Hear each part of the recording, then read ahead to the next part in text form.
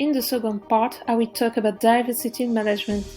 It refers to organizational action that act to promote greater inclusion of employees from different backgrounds into an organization structure. The question is, how can Solugenics create an effective and diverse team? First of all, Solugenics should hire new talent with cultural flexibility and experience and build a diverse team in order to have diversity of thought, which is important for tackling problems from different angles. Then, establish a new policy in order to struggle against harassment or any form of discrimination in order to work in a pleasant and respectful environment. Furthermore, the company should create accommodation facilities for those with physical impairment.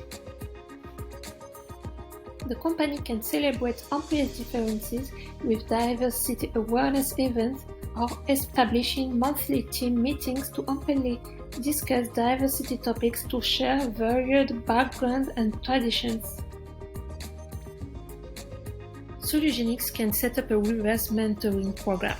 For instance, young workers can teach older ones how to use new technology tools. Young workers feel valued by providing their skills. It also facilitates sharing learning and build relationships. Finally, a company must be accountable. A manager or an employee take responsibility for mitigating the influence of our own biases.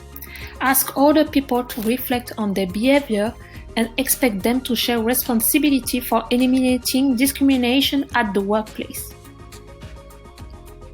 Well, all these solutions will lead to an effective and diverse team in the long term, making Solugenics a leading IT firm in China.